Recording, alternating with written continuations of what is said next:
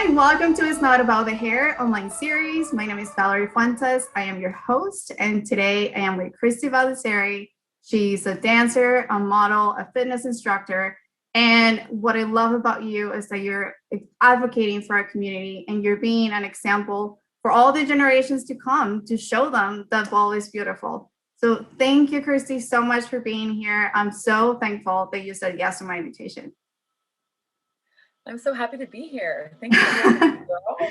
This is like a dream. I wanted to connect with you forever ago. And And here we are. Yay. yes, and here we are. And so something that we have in common is that we lost our hair around the same age, right? Like I started losing my hair at 18, was not diagnosed until 24. But my watershed was during college. So early 20s, still trying to figure out what I was going to do with my life. And my life did change the course because of alopecia. So I would love to hear from you. Like, where were you before alopecia? Who was Christie Valdiserri before you started losing your hair? Totally. So I grew up in outside Philly, Pennsylvania. I was in a ballet company. We always had to have our hair slicked back in a bun. And then I went to Penn State to pursue dance, and I was a dance major there. So I was in a sorority. I was dating an athlete. I was a dance major. So at the time, looking back, it felt like I had it all. And then I graduated, and like 3 weeks after graduating, I found a tiny little bald patch on the top of my head. And I was like, this is nothing. It's probably from the sun. I'm pulling my hair up too tight. Never even heard the word alopecia. And I was moving to New York to pursue dance. So it kind of was just like, oh, I don't know what this is. I'm sure it's nothing. I'm just going to keep moving on with my life, pushing my career. Because, I had just graduated, and these next months were so vital because it was like the establishment of my dance career. Right. So yeah, and then that summer when I was living in New York, it just continued to fall and fall and fall. And I found a dermatologist, and she was shocked by how much hair was falling out. And said, oh, it could be potentially alopecia. Didn't really know, but like threw that word out there. And I remember sitting there, I'm sure you can relate, and being like, I don't know, I don't care what it is, like find a cure, fix this, stop making it fall out. Like I have so much going on in my life, like fix this right now. And then she offered me steroid shots. I got steroid shots, like 30 all over my head. I remember rushing off to a rehearsal after. And I just felt like I was juggling so many things. I went from being this like bubbly, fun sorority girl in college to like my career is like happening. I'm trying to make money. I'm trying to pursue dance. My hair's falling out. My relationship was falling apart. It was like I was so overwhelmed at the time, and I was under a lot of anxiety and a lot of stress. Yeah. And so something that happened to me was when I started losing my hair, I was in a really bad relationship, almost an abusive relationship. So when I started losing my hair, the first thing I thought was, I'm losing my hair because of stress. And so when I was diagnosed, I wanted nothing to do with it. Do not tell me I have alopecia. That's not me. Absolutely not. No. Yeah. Right? Complete denial. I'm losing my hair because of this relationship. All I need to do is break up with this person and everything's going to be okay. And here we are. So how did you actually, when did you accept, okay, this is actually happening and I get to do something about it? Wow, that's a really good question. I was the same. I was like, this is temporary. My hair's falling out right now, but it's all going to be good. I felt invincible, which many people feel until something really happens to them. I felt invincible. That whole summer, I'm like, I was just felt like I was dealing with so many things that it was just on the back burner, and I was just making it work. I was switching my part. I was like crying my eyes out in my shower every night when I was showering, but to the outside world, I was pretending like it was all fine. But I think the fact when I really it probably wasn't until another like 8 months later, I had ended it with my ex. I had booked a cruise job as a dancer. I was on a high, single, about to go on this 8-month contract, traveling the world, dancing. So making money. Your dream. Yeah. My dream, right out of college. And it was kind of falling, kind of growing in. I wasn't wearing wigs. I could hide it. I told them about my situation, the company. They had ordered me a wig, blah, blah, blah. then they fired me out of the blue. And they told me I stood out and I drew attention, and that's all I was ever told to this day. The man never called me back, emailed me back. No one ever contacted me, nothing. So after that, my hair had completely fallen out in 3 weeks. It was gone. And I think then it hit me like, oh wow, like this is a real thing that I'm dealing with. Like I'm bald. I'm 23 and I'm bald. And a part of me accepted it, but I glued on a wig, slept in it, showered in it, sweat in it, like anything, any activity you could ever think of, I was doing in this wig. And then I evacuated and I moved to LA and was like, I'm leaving all that BS, that heartache, that stress, that trauma, all back there. And I'm moving away and restarting. And so I guess I was a little bit still in denial because I was wearing this blonde wig and my hair was growing in underneath. And I was being the blonde that I used to be. I was holding on to that person I was in college because that's the only person I knew, you know?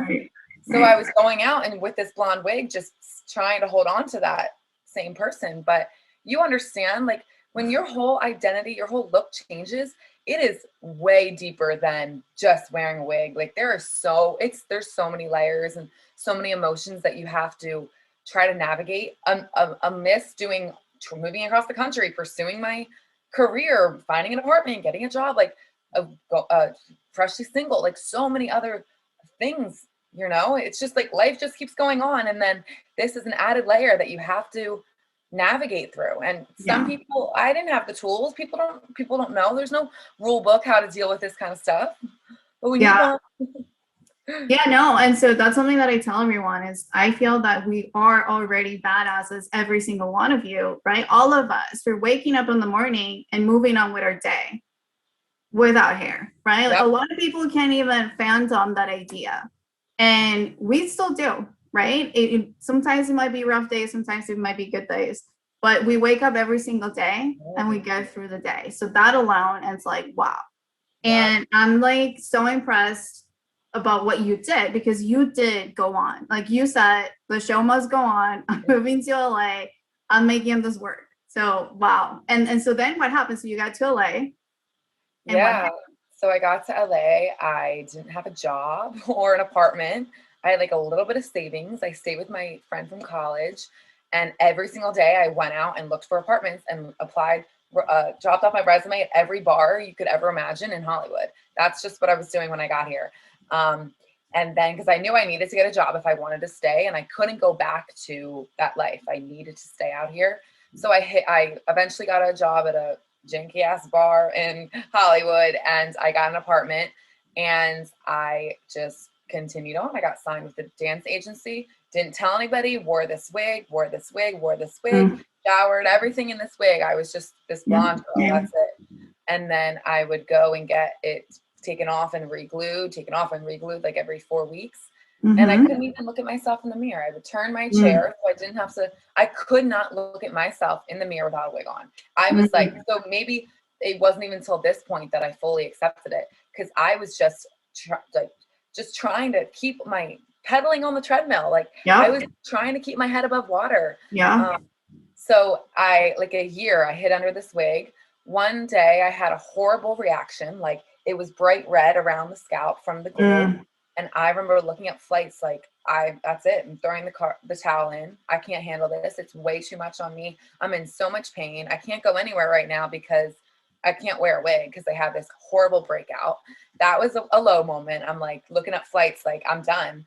And then I wasn't, of course. I kept it on, keep it on. And for a year, I hid under the wig. And then I got to this point that I was like, every time someone asks me, are you wearing a wig, or are those extensions, or what's your natural color hair? When I was working at this bar, I would answer quickly and with anger, go to the bathroom and tear up and cry and be like, and then I got to the point, I'm like, how can every comment affect me like this? All these people are constantly affecting me. And it also felt like I would be in front of people with this blonde wig in public, and I was perceived one way as this girl, blonde hair, fun.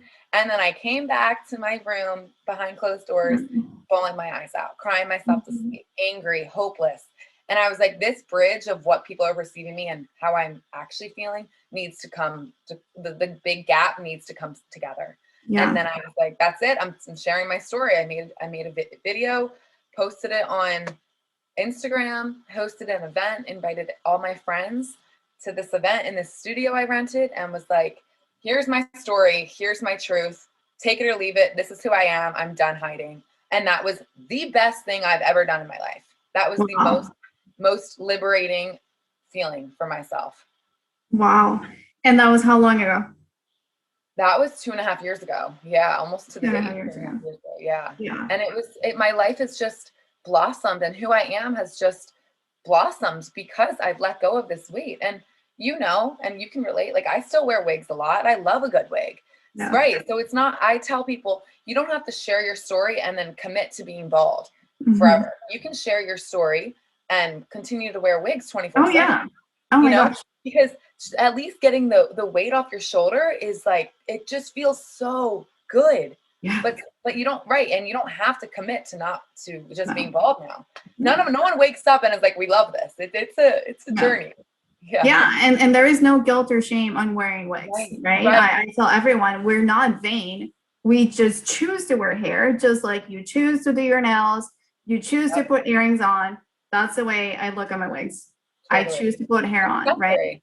Right. So it's so interesting because you're actually the first person that I interview that has bonded. I have never met anybody that has glued, like actually have a hair system. You're the first person I speak to that has done that too. I did it for 5 years. Wow. So I want to ask you about that because for me, it was really hard or like emotionally to go from bonding to wigs and toppers, because the difference is like when you bond, you have it on all the time. You get to go to sleep with it, you get to shower with it, you get to do all the things. And then when you transition to, something that is not permanent, wigs and toppers, you have to take it off every night and you still have to deal with yourself. So what was it like for you to go from, bonding to just regular wigs and toppers? Did you struggle a little bit, or was it you were ready? Wow, what a great question. And only someone who has hair loss would ask that. I love that you really can relate to me. Yeah. Oh yeah. Yeah. It was, well, my hair was growing in underneath, and I remember believing that this was temporary. I'm going to wear it, glue this on for a little bit. My hair's growing in. I'm going to take off my wig. My hair's going to grow in, and alopecia is never going to be a word in my vocabulary again. But no, the transition, like the actual transition, no, I would wear my wig all day, even if it didn't have glue. Take it off, put it down, not look in the mirror, jump in my bed, get up, put the wig on, and then go about my day. Like that's how it started. Like it wasn't like taking it off, having a night, going to bed, waking up, having a morning. No, it was wig, bed, wake up, wig. Like that. And I think because it's a shock. Like it's a traumatic shock. It is. To see, view, feel yourself one way, and then have your eyes meet the mirror. And I remember thinking like defeated and like shameful and like I lost. Like I was in a bad relationship and I went through this traumatic experience with losing my job, and I lost because my hair fell out, Yeah. And now I just want to push that, like, it's so common. Like this has happened to me. This has happened to so many people for a reason. Right. And like, there's no difference between that person and this person. I just don't have hair now, but it's made me such a better, more empathetic, more grounded person because I've lost my hair. So if the world could just catch up and understands that this is actually like a symbol of strength, because it's extremely strong to go out in public with hair loss.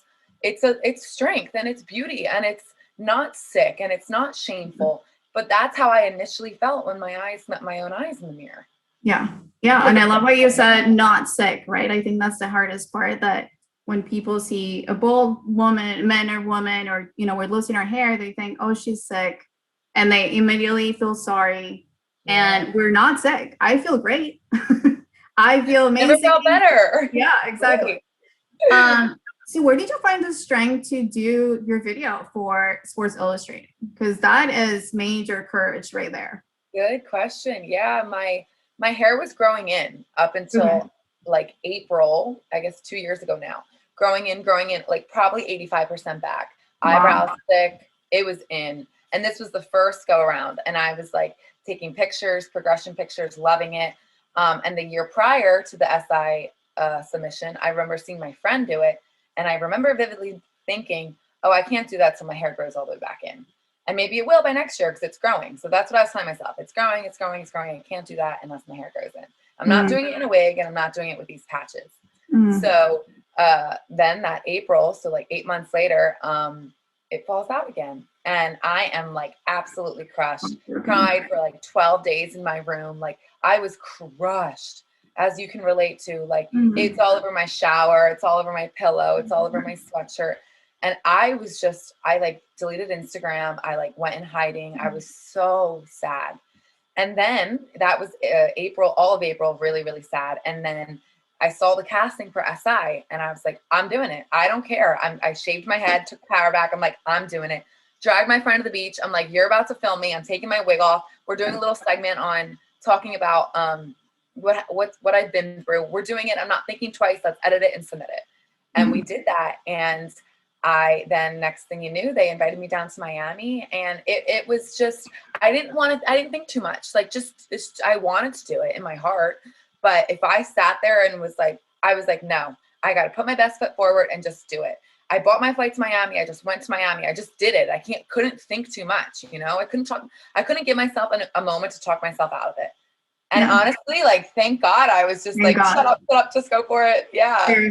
Seriously. I like honestly get emotional. I get chills just listening to you, because to me, like opening up like that was so emotional. And to now see the big impact that happened because of that, right? Like when I saw your centerfold and when I saw the little girls sharing and like having pictures with your picture in Sports Illustrated, I'm like, oh my God, like those little girls now get to look up to somebody that, they now know that they can be that person. And like you open that door for all of us, right? To all the little girls to come after us. And some of us that, might be older than you, but we're like, hell yeah, we're going to do it too. So yeah, thank you. Thanks for saying that, Valerie. But it's so true. When you can find it in you to be vulnerable, like you have no idea the impact you're having on people wherever. But like vulnerability is like such a symbol of strength and can literally change someone else's life. Yeah. So you're right. When these girls see me in this magazine, like they're not even like consciously understanding that like they are seeing it, believing in their heart. Like if she can do it, I can do it. Same with women. Oh, yeah. That's why representation matters, because we want to see people that look like us doing it, because we can do it. Totally. Yeah. And today is actually International Women's Day. I know. Yes. So I want to talk about that a little bit. So how did you feel when you were an SI with other women that were different? Did you feel different at that point? Like, what was it like? Thankfully, no. Sports Illustrated does a really great job of like making you feel just you. Like I've done so many castings, jobs, different things that I'm like, I have this, just so you know, like my eyelashes, my blah, blah, blah. Like I always had to explain it. With them, it was just like, it was just me. It wasn't like Christie with alopecia, Christie with hair loss. It was just me. And I really, really, really valued that in them. They didn't make it a thing. Like it's a thing so much in my career, right? Because I'm a model, dancer, and I'm in the entertainment industry. It's a thing so much in my day to day. But it just felt like, oh, it's just me, and it was so refreshing. Right. Oh my gosh, I love that you say I didn't want to be Christie with alopecia, because that's why I started wearing hair. It wasn't because I was hiding. It wasn't like I was done, like not embracing who I was, but I was tired of people not looking at me in the eye. Right. I like, how about you pay attention to what I'm saying instead of looking at my bald patches? Yeah. And so I started wearing hair by choice, just so I could take off that distraction from people. Like, so there is nothing in between you and I. You just get to listen to me and that's it. So I can totally relate. And I was also not open for a little bit because I didn't want to be the alopecia girl, right? I didn't want the title. But now I embrace it and I share about it. But I feel like at some point I was like, I don't want to have a title of being Same. that person, you Or know? anything attached to my name. Like I'm 1,000 things before I have alopecia. I'm 1,000 other things, you know? Yeah. Every woman is, you know? So even though you can like, you can't miss it when you look at me, you're right. Like, listen, hear me, understand me, like to give me a space to like feel myself and listen to who I am, not be distracted by what's going on up here. Exactly. Surface level, Absolutely. right? Absolutely. You're 100%. So at what point did you decide, okay, I'm comfortable with this and now I want to give back? Because I know you're doing amazing things, but I would love to hear like what happened when you decided, okay, I'm going to do this and I'm going to help other people. Wow, yeah. I guess it was I used to back in high school, I created this little dance school out of my parents' basement called Diva Dance. And it was with little girls in the neighborhood. My neighbors would come. My mom was a teacher, some of her kids would come, and I would teach these kids to dance. We would rent this little space in the gym and do a whole production. And then recently I created Baldtourage within the past couple of years, and I just felt so like it's in my blood to be a leader and to incorporate dance and like embracing who you are. And so I created Baldtourage, and it felt like when I felt so alone, like we were saying earlier, no one could relate, no one understands. Like truly, I could explain it for days on days on days to my friends, to my parents. Like you don't understand it unless you've gone through it. And that's with anything.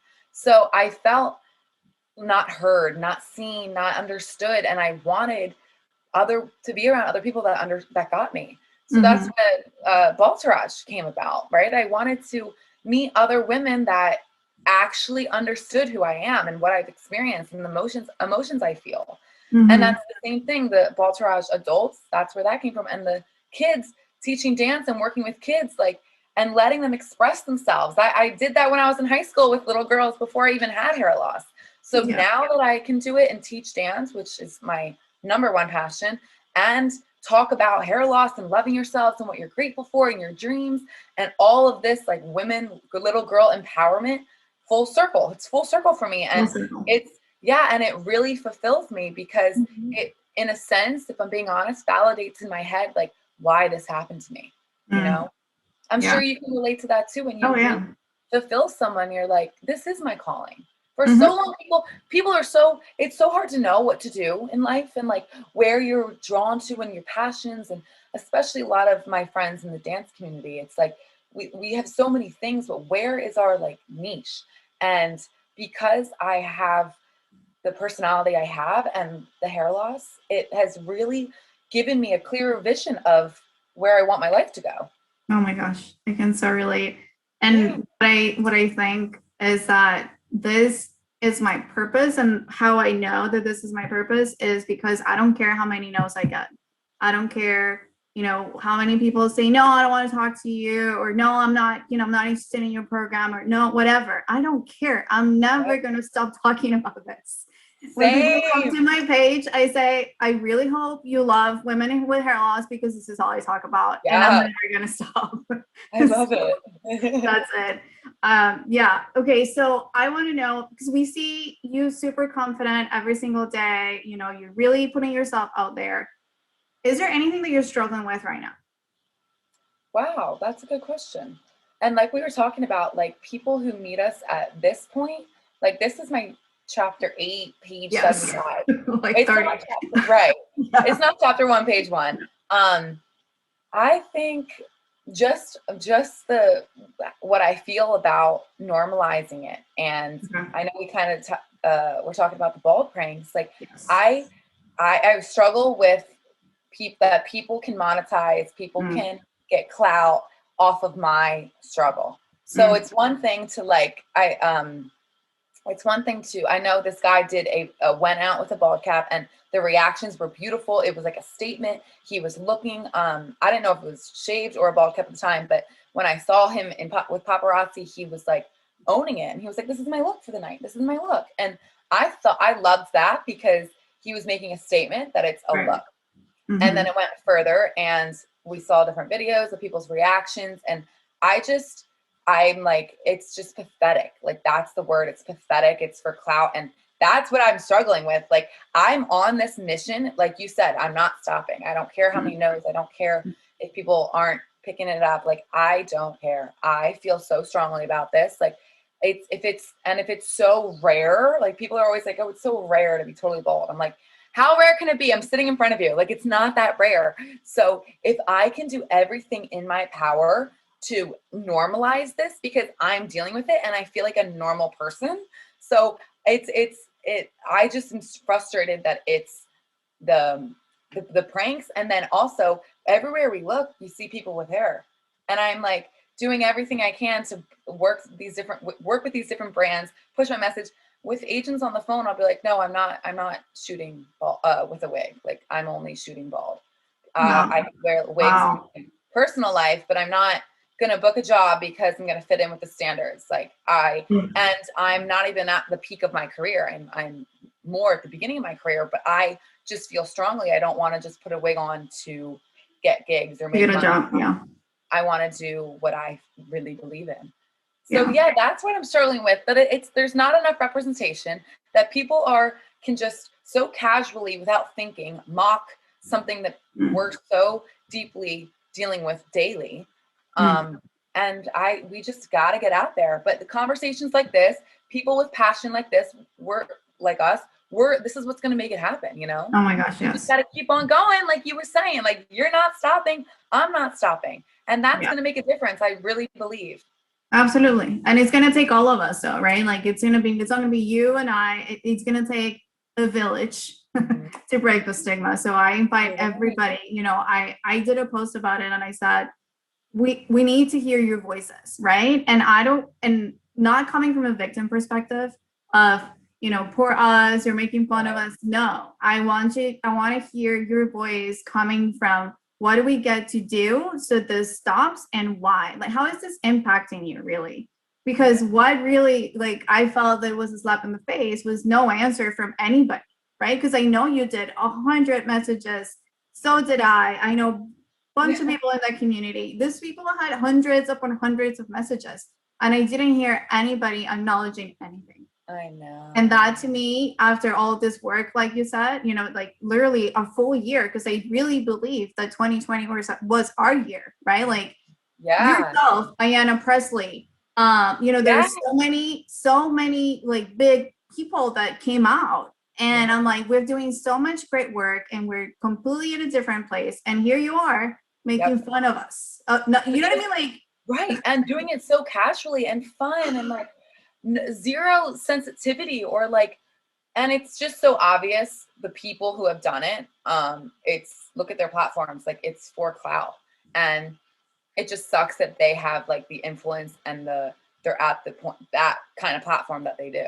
Because the moms in Baldtourage were mortified by that one little daughter and her mom's prank. Like mortified. They're so scared that their daughter is going to see that and feel differently about themselves, or it's gonna affect them in the long run. Like it's just like, don't do it. Like, why are we putting this out there? And it could negatively affect someone's life, truly. Yeah.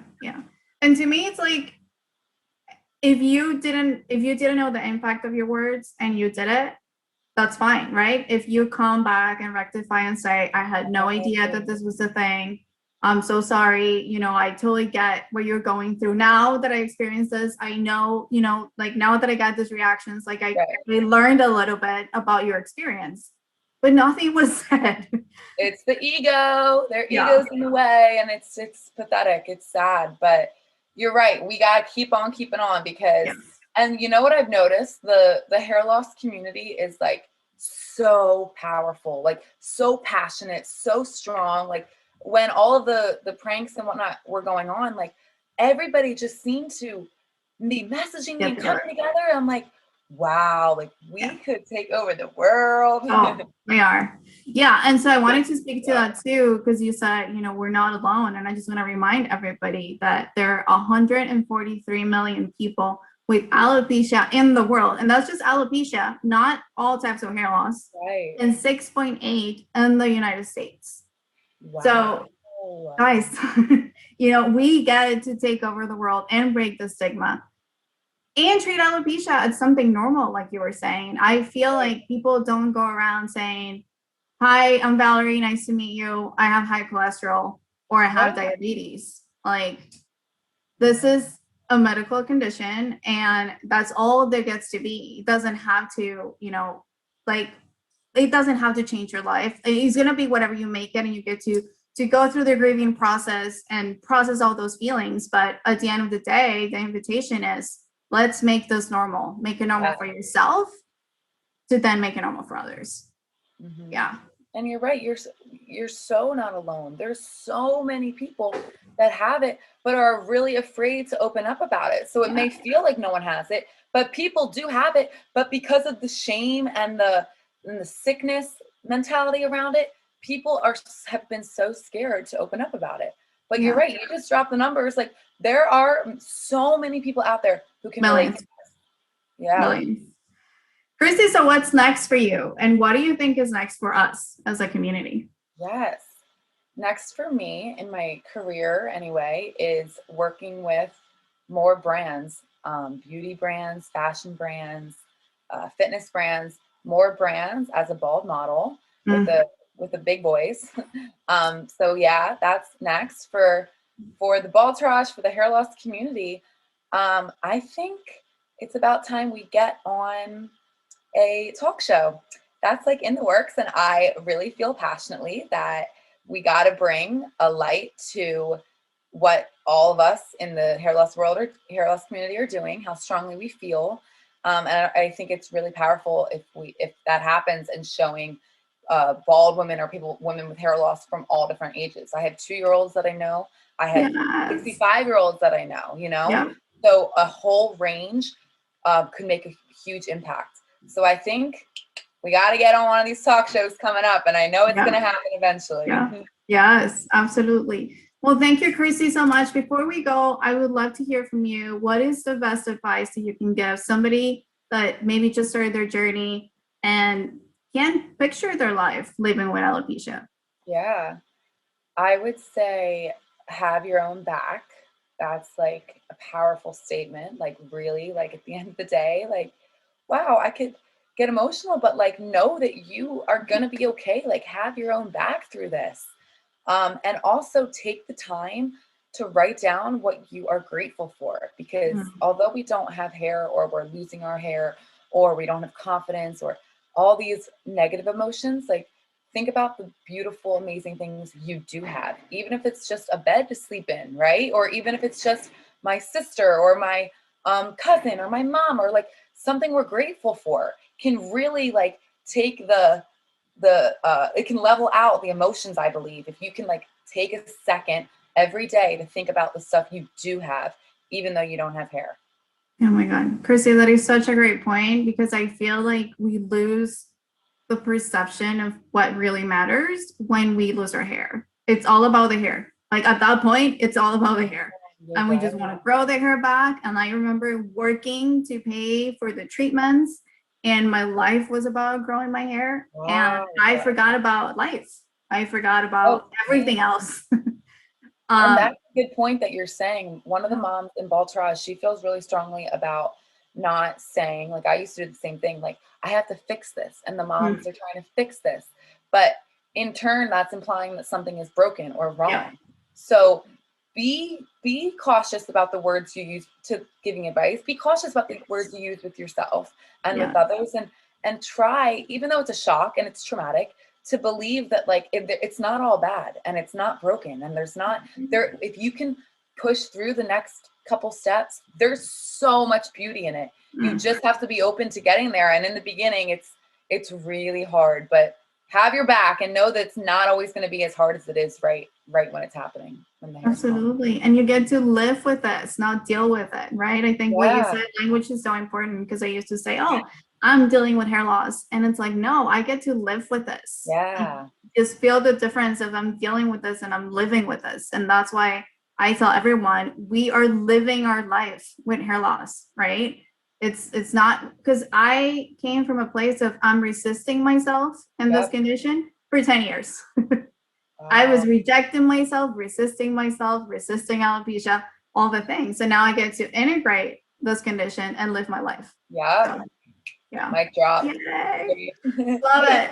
Well, thank you, Christy, so much. I so appreciate you taking the time to speak to our community. I know the big things are coming. I can feel it for all of us. So everybody, the invitation is to really join forces, keep at it, right? It's been 9 amazing days that we spent together. I've laughed, I've cried, all the things with the amazing speakers that we had. But what I really want to invite you to do right now is, let not this be the interviews that you watch and that was the end of that, right? Like, what's next for you in your life? If you're inspired, take that extra step. If you want to open up to your family, go for it. Send us a DM. You're feeling like you're having a hard time, send us a DM. Whatever it takes, so we can get you to live your life with hair loss. So thank you, Christy. Thank you, everyone. And I will see you in my next event. Bye. Yay.